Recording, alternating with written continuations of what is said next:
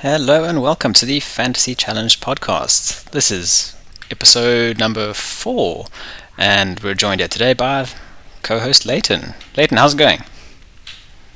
Isn't it episode 3? I think last week I made a mistake, and in the title I didn't put 3 instead of 2. Well, yeah, I put 2 instead of 3. This is actually number 4. Really? Feels like the third one we've done, no? Excluding the first one about our season's histories, etc. Oh, okay, maybe you're right. Sorry. Yeah. How are you doing? Pretty good. How about you? No complaints. It's Tuesday. Game week 1's finished. Feeling pretty good about the game week. Did I say game week 1? I did not say that. Well, I'm not going to go back and re-record this, so we're going to continue. Alright, start again. No, keep going. Yeah, keep going. Monday Night Football was great. Did you watch the highlights by any chance? No, I haven't seen anything. I was sleeping when the game was on because of the time zones. So I woke up actually, I saw it was 0-0 and I thought, I'll go to sleep. And Leicester are going to slap at West Ham. I wake up 4-1, so West Ham, haven't a clue what happened, haven't seen the highlights. Just know there was a red card. Yeah. I watched the first half, in fact, and it wasn't that exciting. And I saw the first goal go in, and I thought, okay, typical. The players that I don't have will score. And I didn't watch the rest of the game. And then second half happened, and bam. Great stuff. Great stuff for you. Well, great stuff for a lot of the people. I would say that the template is holding up really well this season. Yeah, I'm pretty shocked because I didn't expect West Ham. I know that they've had a great period over Moyes so far. I didn't expect them to go out there and give Leicester a good hiding. So yeah, same here. All right. In today's episode, we're going to be looking at the review of Game Week 2, as we did last week, the good, the bad, and the ugly, followed by some important news regarding the international break and COVID-19 protocols. Then into our rapid-fire fixture predictions, followed by some teams and transfers for Game Week 3, plus our captaincies and potential differentials. Are you excited, Leighton? I'm pretty excited to gloat that I predicted a 5-0 Man City win over Norwich. Pretty good, eh? Or just complete luck? No, Man City always, when they've lost a game, if they play one of these yo-yo teams, it's good night. This is going to be a big score. That's a good point. And then, on that note, we should probably look at who scored the points this week for you. And yeah, you ended I've got to gloat a little. Yeah, I know. Well, it's part of the gloating. You still got a very good score in the end. You got 62 points. Give us a rundown of your team. Who scored for you? Who didn't? Of course, Tony didn't score for me. He can't get it in the net at the moment. Calvert-Lewin scored for me. So happy to have him in my team. Don't have Antonio or Ings, so thank goodness I have Calvert-Lewin. Grealish, I kept Grealish in my team. I didn't make any transfers. I kept the same template. So Grealish came through good. Of course, Jorginho and Barnes scored me a massive whopper. 5 points between them. Salah, I think everybody captained Salah. So when I saw the Liverpool result, I thought, oh no, Salah's blanked. I wonder if many people have captained Fernandes, and I was worried about that, but pretty much no. And my highest scoring with the Liverpool defence, with Trent got 12 points, and Tsimikas got 11 points, and Sanchez also got 6 points for keeping a clean sheet. So not too bad. Yeah, it was a very good score. Good score overall. I think the biggest omission in your team this week was basically no West Ham, right? Yeah, and I benched Soufal as well because, as I said in my predictions, I just couldn't see West Ham keeping a clean sheet, but he got himself 5 points as well. So much of a muchness because it was a toss-up between Shaw or Soufal, and I thought Shaw had more of a chance to keep a clean sheet against Southampton, which I think most people would also probably have thought. Absolutely, and yeah, I think at the end of the day, the decisions that you make next week will be more important because you have 2 transfers in the bag, some money in the bank as well. So, Yeah, big decisions. a little bit. Very big. What about your team?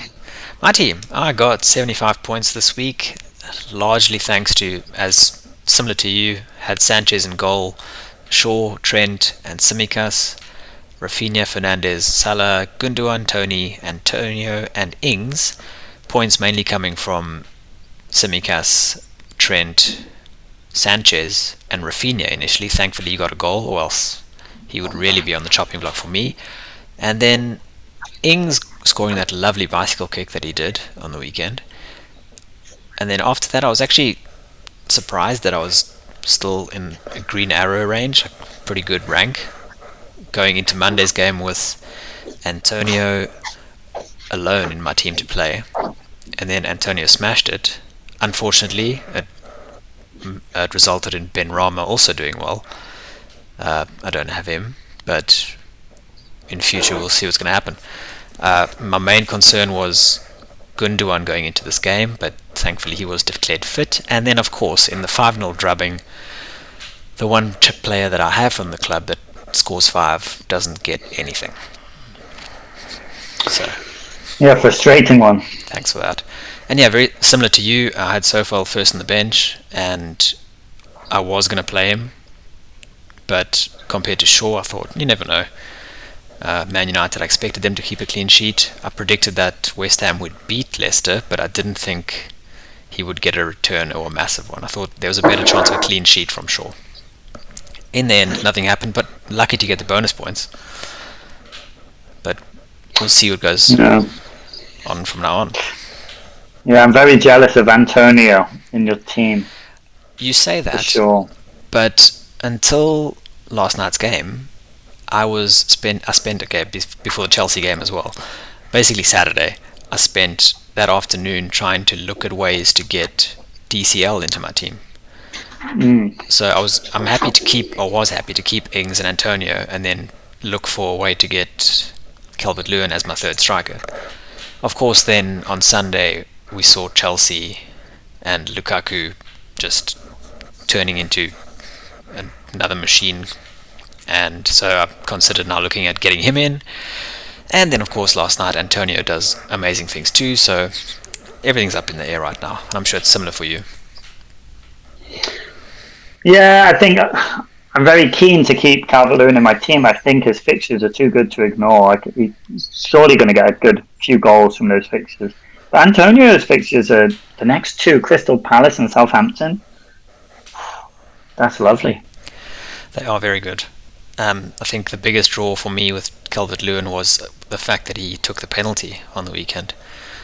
Last season he wasn't taking penalties, so the fact that he's now on penalties excites me, and the fact that Ings takes the penalties when El Ghazi is off the pitch is good, but El Ghazi was on the pitch this weekend when Villa won the penalty, so he didn't take it.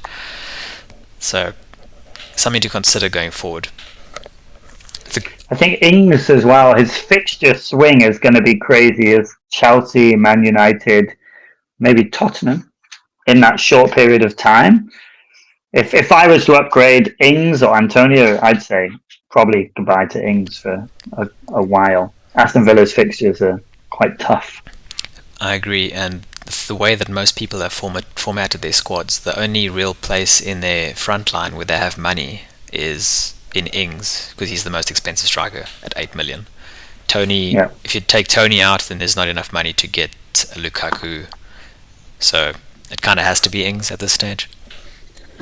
I think for me, if I'm looking at Lukaku, I'd probably have to be patient and wait until I'm going to wildcard later on in the season, and especially when Chelsea's fixtures become really amazing, because I think everyone's going to rush to get Lukaku in, and they're going to weaken the spine of their team. And I know if I try and get Lukaku on my team, it's really going to weaken other areas. So I think I'm definitely going to wait on the Lukaku train. Fair enough. Looking at the good, the bad, and the ugly, what do you think was the best team result for you this weekend? What stood out for you? What were you most impressed by? The best team result? Yeah. Well, it's a difficult question. I think West Ham beating a top 4 contender, because really that's what West Ham are looking to step up. Leicester are looking to step up. It's only the second game week, but for West Ham to beat Leicester, that's such a statement. And they have such a good squad. And so I think West Ham winning 4-1 against a team in the similar tiers, I think that's pretty good, don't you?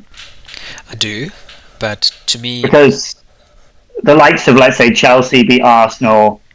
At the moment, Arsenal have many injuries, so I'd probably say Chelsea winning 2-0 is not much of a big deal. Man City smashing Norwich, much of a muchness. Just, it's normal. Liverpool, it's just Liverpool.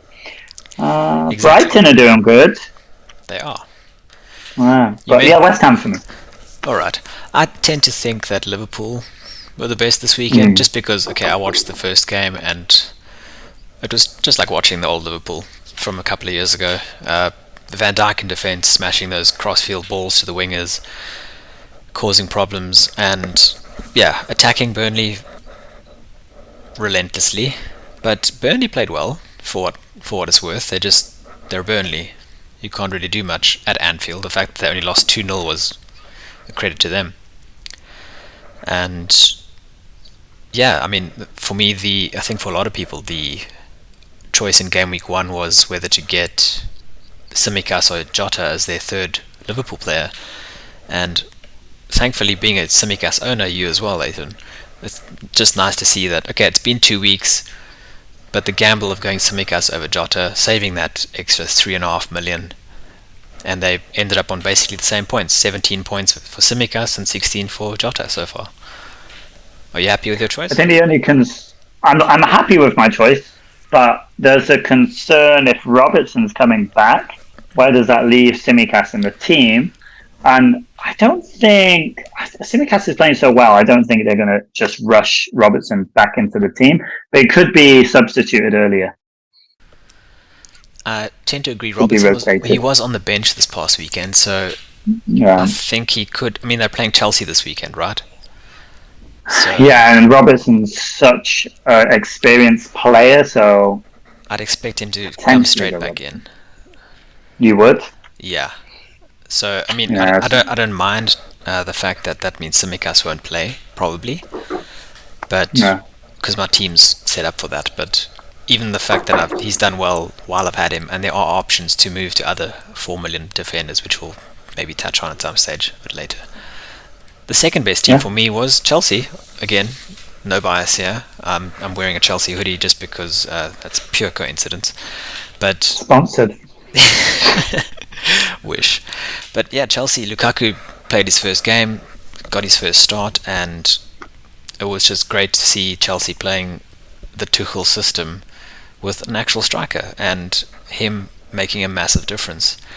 And not only that, but seeing the likes of Alonso and James in this last game doing very well too. So for me, the question is whether to prioritize getting a defender now or Lukaku now, or should we wait for both or either until game week 7 when we wildcard? What do you think? Yeah, it's really difficult because I was also looking at the Chelsea defenders, and there's some really good defenders around the 5.5 mark, but I don't want to just shoehorn a Chelsea defender into my team. And for me, it's definitely, I'm going to mostly stick with the core of my team and only make changes if it's necessary.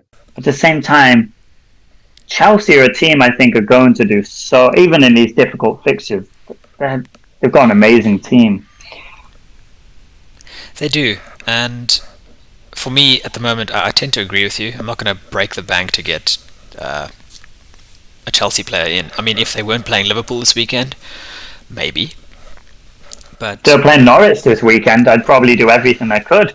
Absolutely, but when it comes to, again, looking at our current teams, I have a 5.5 price point in my defense that hasn't delivered these last 2 weeks at a big team, and that's Luke Shaw. So when I look at him and think, well, should I keep going against Wolves away this weekend with Shaw, or do I just pull the trigger on getting James in the long term, even though the fixture's not great? It's funny because I had this discussion in work with my coworker today. We're looking at Shaw's position. We're saying he's 5.5. He's quite an expensive defender in our back line compared to Simicast, Soufal, and, well, not Trent. But then you look at Chelsea's back line, and even though Chelsea have worse fixtures, is it worth to take that swap? Or for me, if I'm looking to strengthen in other areas, do I downgrade Shaw to a 4.5 defender? So I have an extra million in my attack. So, because Shaw just, the first 2 game weeks, he hasn't delivered. And as you just said, they're away to Wolves.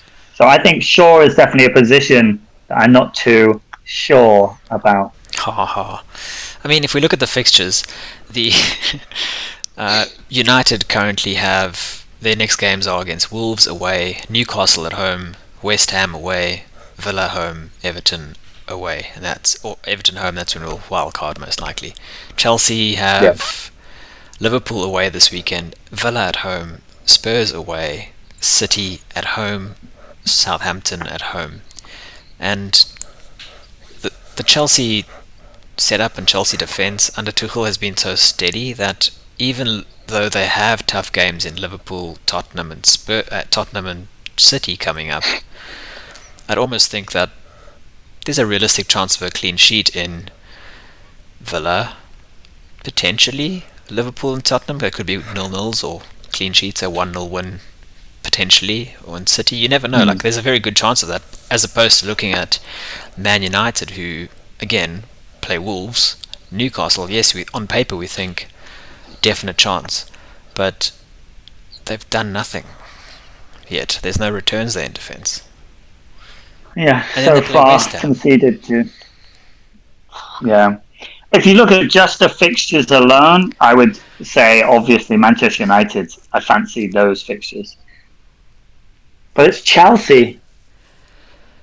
And at the moment, it's really difficult. Yeah, at the moment, I mean, if you look at the team stats, I don't have them on me, but I did have a look at them earlier.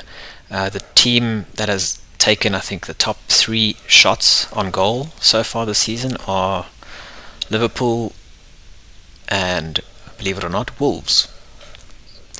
Wolves have not scored a goal yet, but they are shooting. So the question is, like, are they going to continue that attacking threat this weekend? And surely if they're going to keep taking that many attempts on goal, they're going to break that duck.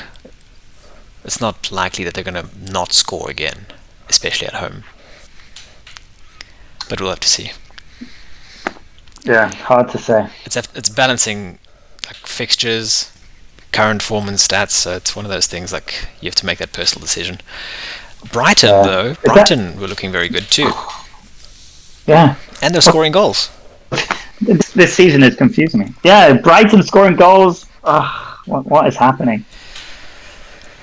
Very nice to see. It makes me happy that I have a goalkeeper of theirs, and I'm not considering an attacker from them, not going to lie.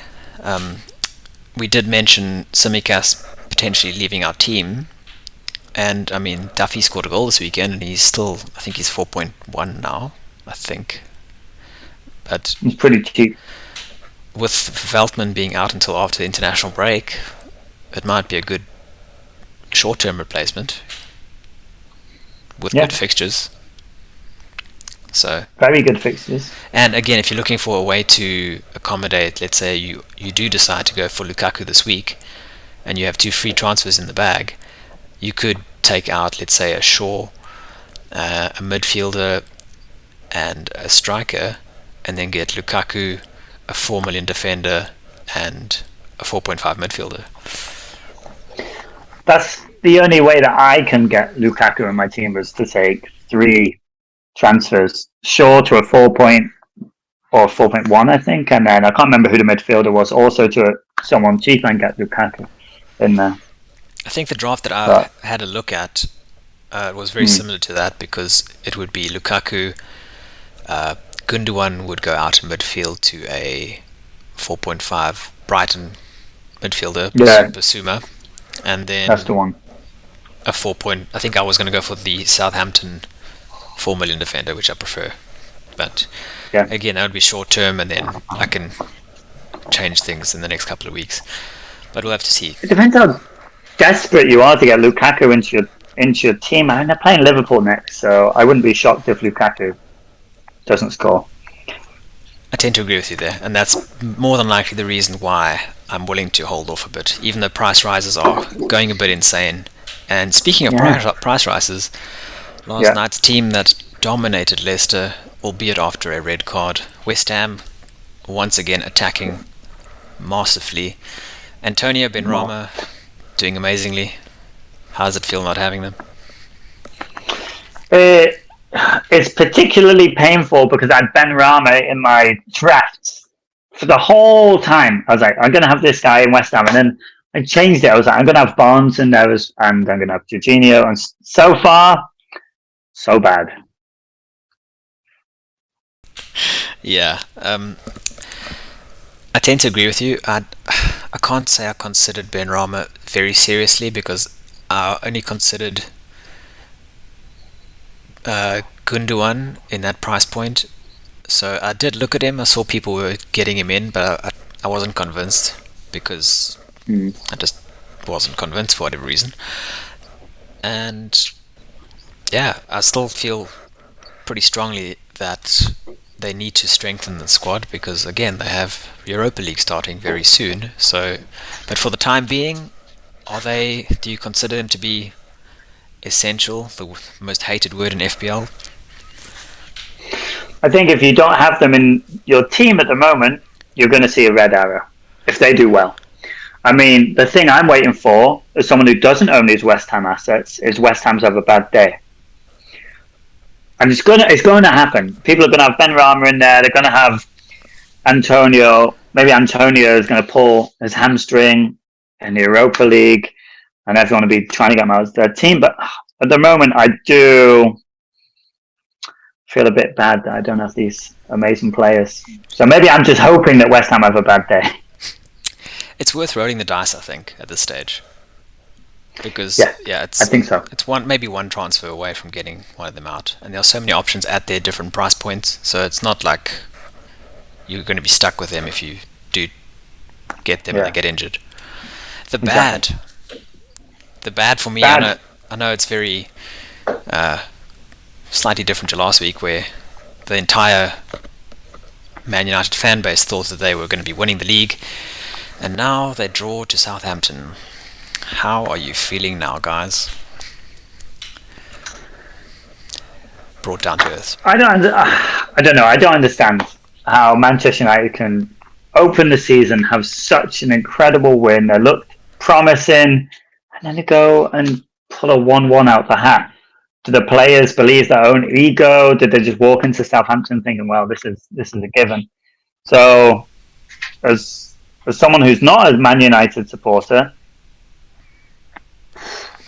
it's nice to see. Absolutely. May it continue. And again, once again, looking at the different options that we have available to us now, and looking for ways to try and fund them, it's worth considering that Greenwood, again, 10-point haul, 13-point haul this week, as opposed to many people who captain Bruno. Bruno's away form hasn't been great over the last 10 games for them. Is it worth considering him over Bruno to use that money elsewhere? It's a really good question. Actually, I looked at a draft before where I got rid of Simicast and I downgraded Fernandez to Jota and or Greenwood. But I don't know. I feel like Bruno, over the course of the season, Bruno's somebody who's going to always do great. I personally think Bruno is essential in my team. Probably. But if you're looking to fund Lukaku and you're really adamant about getting probably the best striker in the Premier League into your team, definitely. Because you're going to... How much cheaper is Greenwood? 4.5 or something? Yeah, I think he went up 4.5 a couple nights ago. So he was 7.5, so now he's 7.6. So it's a good chunk of change that you're saving. But the other thing is, I read yesterday that Man United have just equaled... I think it was probably Arsenal's record of the most away games without losing, which was 27 away games. So, every team has hiccups, and Manchester United have drawn against Southampton. But They're going to win games. They're going to score goals. They've got goal threats all around the team. Sure. So, but let's say like this week now, we have game week 3 and I can't remember the exact fixtures. Let's have a look again. I don't know. We're looking at captaincy, and Liverpool play Chelsea this week. Chelsea play Liverpool, so they're not going to be our captains. Man City play Arsenal. Okay, maybe in current form we'll get to them shortly. But they don't have a striker, so you don't know who's going to be scoring the points for City. That's the point. And besides that, the only two teams that really stand out for a captaincy this week are maybe Leicester against Norwich, and they just got pumped by West Ham. So you don't know what to expect there because it's away from home. And then the only other option is Tottenham playing at home. It made sense on paper. A lot of people were saying Son captain game week 3, but now Son has gone off injured in the last game. So if he was fit, would you be looking to get a Son in for Bruno, perhaps? I've looked at it because he does have a wonderful fixture in week 3. At the moment, I probably won't go down that avenue. I was looking to possibly upgrade from Grealish to Son if I was going to do it. I really want to keep in the Salah and the Fernandes in my team. I do think they're the most important players in my team, but it's not a bad shout going from Fernandes to Son. If Son is fit, he's one of the best players in the Premier League. I think he's extremely underrated, actually. He's an incredible player. Yeah, he definitely is, and I think I was considering him as well, definitely, but again, it just seemed at the moment my issues with my transfers and a lot of things in the game is that it seems very pre-planned and it's very template at the moment. So even though, like, if you plan to get Son this week, there are so many people who are doing exactly the same thing. So, like, yes, you're going to be going up in the rankings overall, but you're not really making headway with those who you're actually competing with. Yeah. But, yeah. The good thing about this week, which I think will, because pretty much the whole pack is similar, right? Like you just said, everyone has a similar template. But this week, I think, is the first week where the captain choice is going to be so different. Because I'm pretty sure almost 99% of the teams I saw last weekend captain Salah. And I'm going to assume most people are not going to captain him against Chelsea. And it leaves so many players up for captain potential. See, if you have an Antonio in your team, they're playing Crystal Palace. Crystal Palace. If I have Antonio in my team, probably captaining him. Who's Calvert-Lewin playing? Calvert-Lewin is playing, I'll tell you shortly. Burnley? Brighton? It's a B. Is it? I will tell you. I swear it is. Yeah, it's Brighton. Brighton away. It's Brighton, okay. Exactly. That's another good fixture. I know Brighton are having a great run, but there's a lot more captaincy choices this week, which I think is quite exciting. Yeah, I think this week will be the first week where there'll be a bigger breakaway in rank. So at the moment, we're all very clustered together. So we're going to see a bit of a break this week, which I can't wait for, to be honest. But yeah, these next 3 teams on the bad list, to me, I say they're bad, but you can see I put a little asterisk next to them. And it's more a case of they may have had a bad performance this weekend, but they're Premier League veterans, and somehow, someway, despite whether it be starting well, or despite having a bad defence, or despite being Burnley, they somehow turn it around and they end up being safe, or they have very good periods of time. So, look, I mean, Wolves, they've lost again, but I'm still looking at maybe considering one of their players. Newcastle, similar. I'm not going to buy their defence, but Wilson, again, they're attacking. Perhaps I'll get one of them. And Burnley, I might buy a Burnley defender, as always. What do you think about them? You know, Burnley with Sean Dyche. Sean Dyche is quite a difficult job. He's at Burnley. What are their expectations? Finish mid-table. What are you going to do? Stay compact. Maybe play 4-4-2. There's not much Burnley are going to do. If you're bringing in Burnley players, you're probably not going to bring in a midfielder or a striker. So their attacking threat, it just isn't there. So if you're bringing in a Burnley player, probably their defence. It's just Burnley. If I was a Burnley fan, it'd be such a shame in the Premier League because what hope do you have? You're just a mid-table team at best. Watching Burnley to me is kind of like watching a rugby team that is good at set pieces only. In a way. Yeah, they remind me of maybe Scotland from a few years ago that was just so mediocre to watch. Actually, in a yeah. rugby, that is. Yeah. But yeah, again with Newcastle's the opposite. Where Newcastle's defence is absolutely dreadful, and then they have these incredible attacking players. The idea of Wilson in a Newcastle team when their fixtures are going good, wow, you can see him getting a goal. So Burnley and Newcastle are like yin and yang. They're just polar opposites, man. Although the only thing that's consistent at the moment is the ugly for me. Again, this is very subjective, my opinion, but the ugly are Arsenal, and I'm not even going to make a comment on them. They're just bad.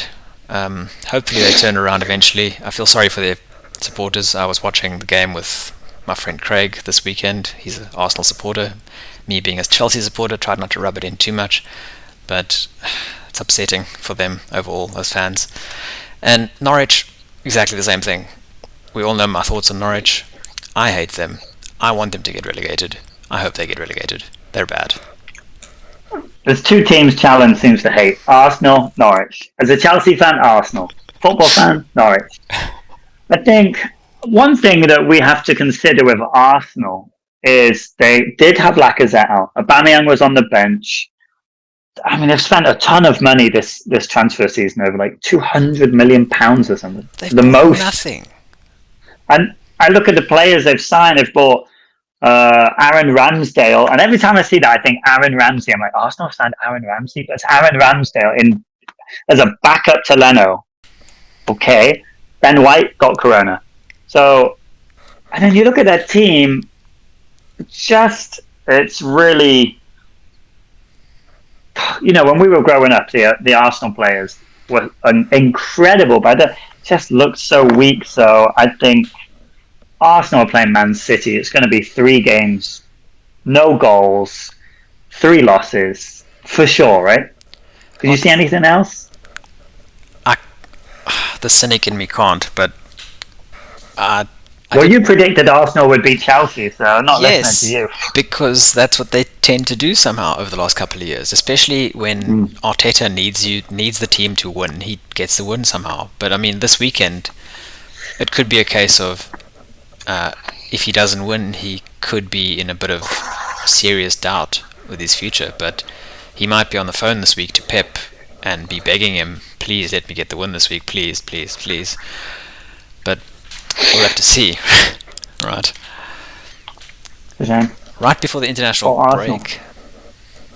Right before the international break, we have some news about the different clubs and how they're going to be affected in terms of quarantining with their players coming back from countries after the international break. So, things that you have to keep in mind are the international breaks are after game week 3, 7 and 11 initially.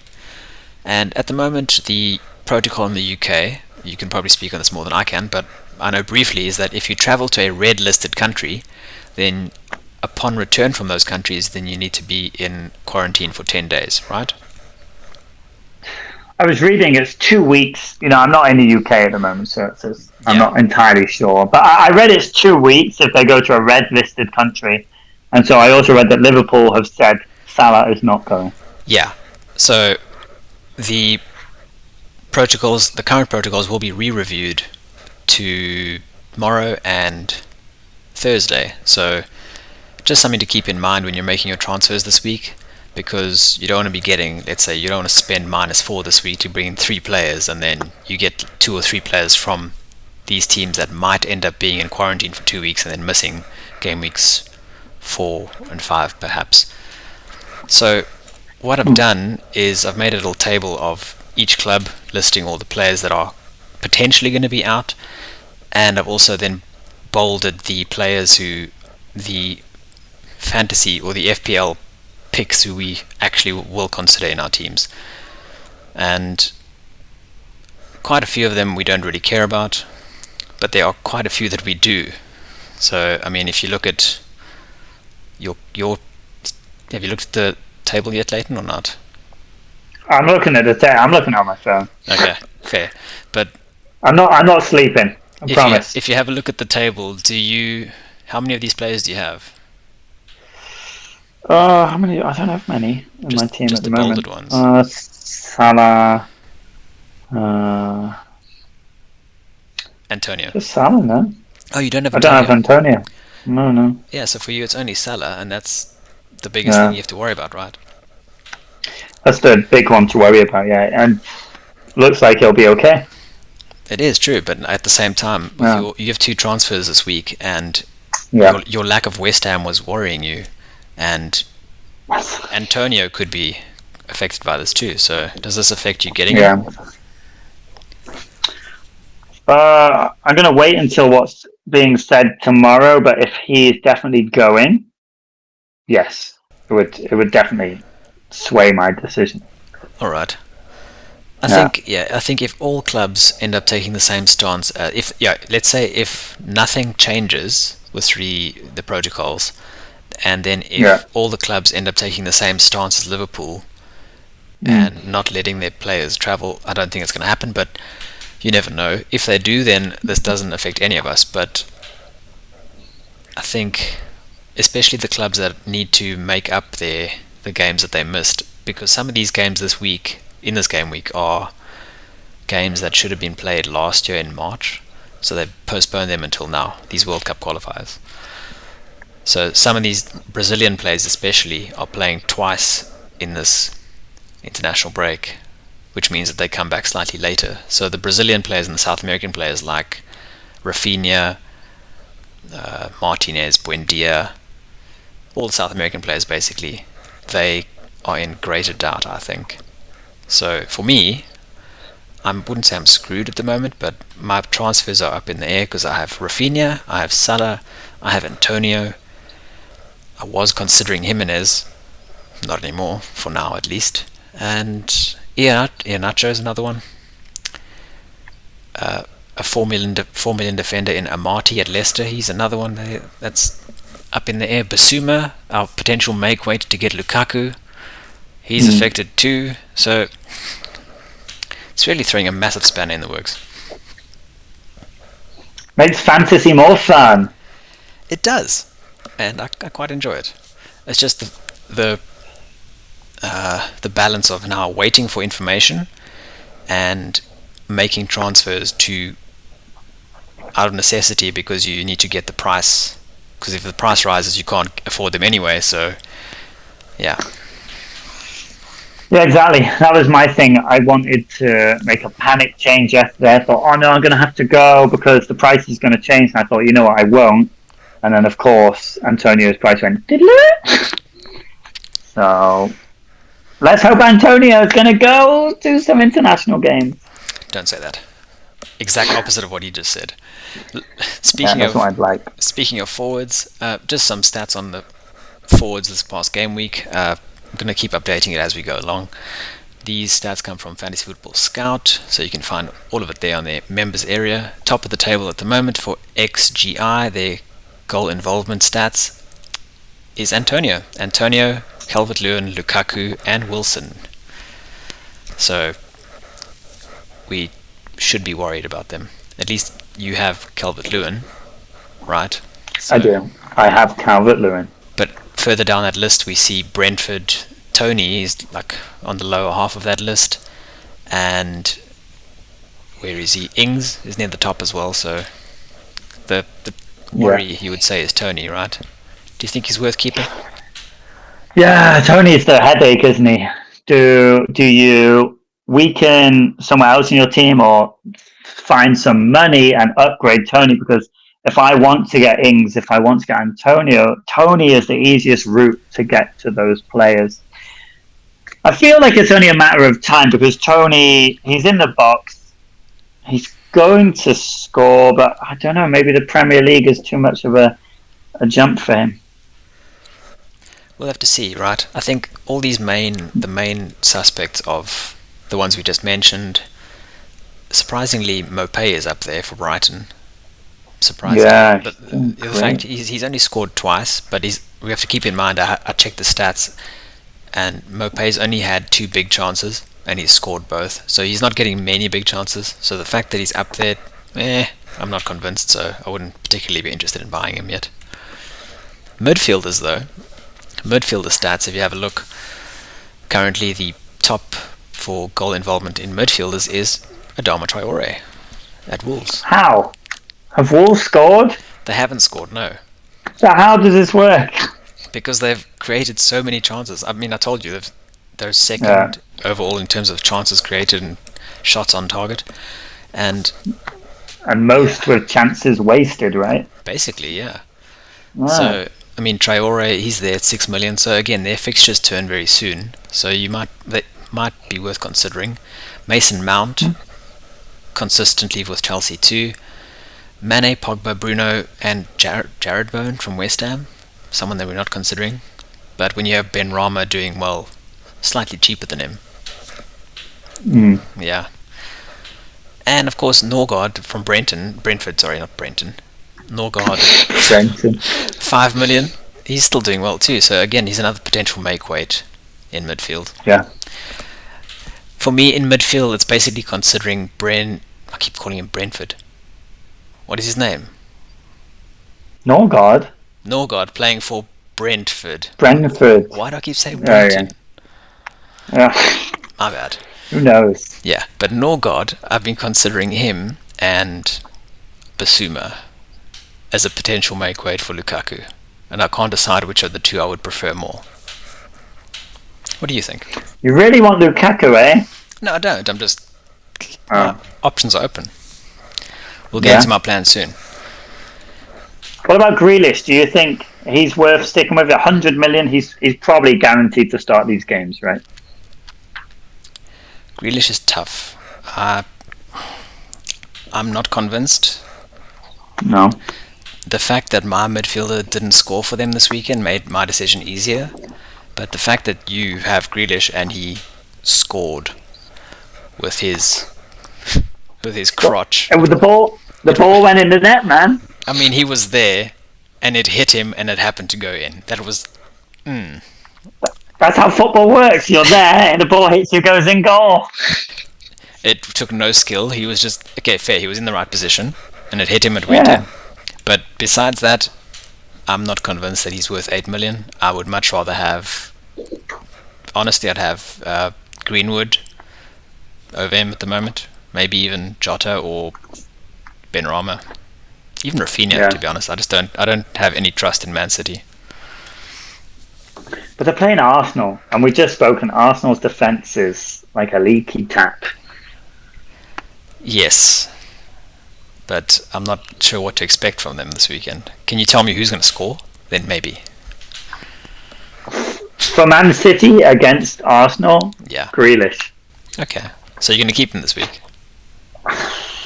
I keep talking about patience, right? So maybe. Okay, we'll see.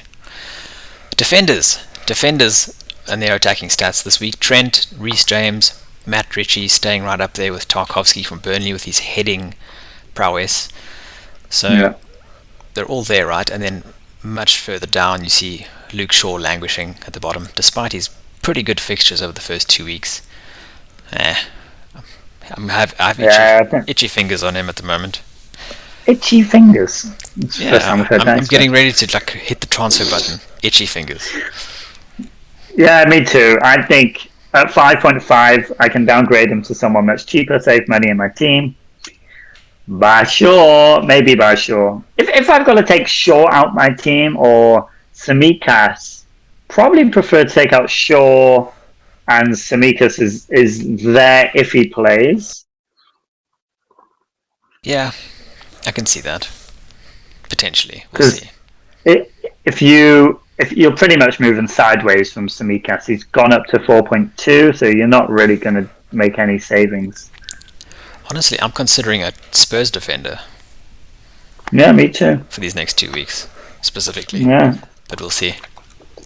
They have good fixtures. Rapid fire predictions time. Let's go through these very quickly. First things first. Who's going first? Me or you? Rock, scissors, paper. Rock, scissors, paper. You cheated. You cheated. Okay, You go watched first. me and you went. All right, Man City. Arsenal. 2-0. I agree. 2-0. Aston Villa, Brentford. Aston Villa 2, Brentford 1. 1-1. Brighton, Everton. Everton. At home, Brighton. 2-1 Everton. 1-1. Yeah. Newcastle, Southampton. 2-0 Newcastle. Oh, I was going to say 1-0 Newcastle. You said 2-0, fair enough. Norwich, Yeah. Leicester. 3-0 Leicester. Oh, for a second I thought you said Norwich and I was very confused. Okay, I will say 2-1 Leicester. Yeah. West Ham, Crystal Palace. I say 3-0 Crystal Palace. No, 3-0 West Ham. Crystal Palace? What is it, the Crystal Palace of the 70s? Yeah, I was going to say 2-0 West Ham. West Ham. Liverpool, Chelsea. This is the hardest one to predict, eh? You watch your mouth, boy. I really don't know. This one's really hard. Liverpool or Chelsea? Is that Anfield? 1-1. Cop out. It's a cop out, and you always say 1-1. Cop out, you understand. I get it because it's Liverpool. Yeah. Because it's top. I get it. I am going to be controversial and say. Don't say Chelsea lose. You always do that. 0-0. 0-0? Yeah. So that's a cop out. No one even scores. Everyone go get a refund. There's no point in paying £90 for that. Exactly. 0-0. Sunday, Burnley Leeds. I say Burnley 1-0. Wow, Burnley 1-0? 0-0. It's going to be a dire game. Oh, that's a typical Sunday afternoon board draw right there. Oops. Yeah, no. Spurs Watford. Spurs 1-0. If Son Heung-min is fit, Oh yeah. 2-0. 2-0. And final game of the weekend, Wolves Man United. Man United, Wolves. I'd still expect Man United to win. 2-1. No, 2-0. Wolves don't score. They just create chances. So you expect this massive stat continuing? Just wasted chance, just firing it everywhere. I'm gonna go 2-2 all. High scoring game. You're going from Wolves score no goals to 2? Yeah, I don't trust the Man United defense, and I trust their attack more for some reason. Jesus. So let's see. Man United's Real Madrid dude's coming in. Yes, but I'm not sure if he's going to start. We'll have to see. I'm just guessing at this stage, right? How are you so good at fantasy football when you're so bad at guessing the scores? Well, you don't know that. I haven't checked the results of the predictions yet. You can tabulate them if you want to. I should. You should. Looking at your Game Week 3 team, Leighton, you have 2 free transfers and 0.5 in the bank. What do you think is most likely going to happen? I'm probably going to use both my free transfers. Probably. I want to upgrade to Antonio. Don't see myself going to Ings. Think his fixture swing is too much. Sure, there's a potential goodbye. The players that could go. Jorginho, off you go. Off you trot. Chelsea, no more. Get out. Shaw, no. Barnes will stay. Beautiful fixture against Norwich. He's finally going to score against Norwich. Grealish possibly will stay. It depends how much I'm looking to. I don't know. I'm going to change this team a lot of times before the next game. What are your options? What are you considering most? I really would like to go to Antonio. Benrahma is a very easy fix for me. If I decide I won't go Antonio, go Benrahma. I can go sideways from Jorginho because I have 0.5 in the bank. And then I can downgrade Shaw to, I forgot the Brighton defender name, but he's only 4 million. Duffy. Is it Duffy? Might be Duffy, yeah. I think it's Duffy. And that leaves me nearly 2 million in the bank, which would be pretty good moving forward. Fair enough. And what happens if the protocols stay in place and Antonio ends up being affected by this? Yeah. Then I won't go to him. Okay. I'll go to, yeah. Fair enough. My team, I had 2 free transfers up until last night. Price rises were on their way. I had Gundogan, who was on his way down again, so I decided to get rid of Gundogan and got Benrahma in before his price rise. And yeah, so now I currently Triple have West Ham. Yeah, triple West Ham this week, going all in with them. Currently captaining Antonio, and I have 1.3 in the bank. And at this stage, it's a wait and see, because similar to you, I don't like Shaw, but I'm considering getting rid of him this week for a Spurs defender for 2 weeks, and then I'll have about 2.5 million in the bank, and then I can use that after international break, or I hold my second free transfer until after the break when we know more information, and then potentially take 3 transfers with all that extra money, and then who knows, maybe get Lukaku or not. Yeah. Or You weren't tempted by Son? when I saw him come off injured, no. Yeah.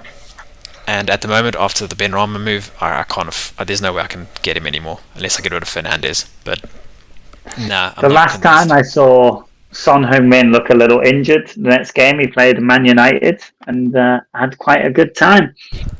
Yeah, don't remind me. But yes, this is a different manager, thankfully, and yeah, he might do well. He might play, but at the same time, I think that it's not a bad decision not to go without him. I mean, you just predicted that Wolves will score 2 goals against Man United. So if I was you, I'd say goodbye to my Man United defender if you really believe that. At the moment, this isn't going to be my final 11. I'm strongly considering playing Eiling over Shaw this week. If I do end up keeping him. Burnley. Yeah. But we'll have to see about that. And Antonio is going to be the captain? At this stage, yes. But it could easily swing to Ings. And yeah, one of those two, I would say, at this stage. What about you? You're not worried about Calvert-Lewin's fixtures? No. They play Brighton this week. Brighton have they don't concede many chances. Yes, they do concede goals at times, but I don't see that they're not going to get battered, in my opinion, at least. No. So if he scores, he'll score maybe 1 goal. So my front 3, I expect one of them to hopefully match that. Who are you captaining this week? I really don't know. Barnes is the best fixture. He's done nothing up until now. Do I risk it and say, here you go, have the captaincy, armbands? Grealish is playing Arsenal. Arsenal defence is meh, but I don't even know if Grealish will play. If I get Antonio in, then I would captain Antonio. Fair enough. And your differential captain would be Barnes. Yeah. For me, you're absolutely crazy. If I were a differential captain this week, I would go. I think I would actually keep my differential captain would be Ings. So yeah, not very big difference, but not really. It's not too bad, right? Yeah. But I think we've waffled on enough about this coming game week, and I think it's time we should probably plug our social medias, right? Yeah, plug it away. Plug it away. I currently still see your blurred face with the camera, so I apologize to everyone who's seeing that. Still trying to figure out how to fix that, but eventually I will. It's that damn Mac. Sorry. No problem. If you want to follow us on social media, you can follow us on FantasyChallenged on Twitter and Instagram. Like, follow, DM, whatever the case may be. And if you want to watch us on YouTube, you can watch us on FantasyChallenged, one word, please like, subscribe, etc. on the videos.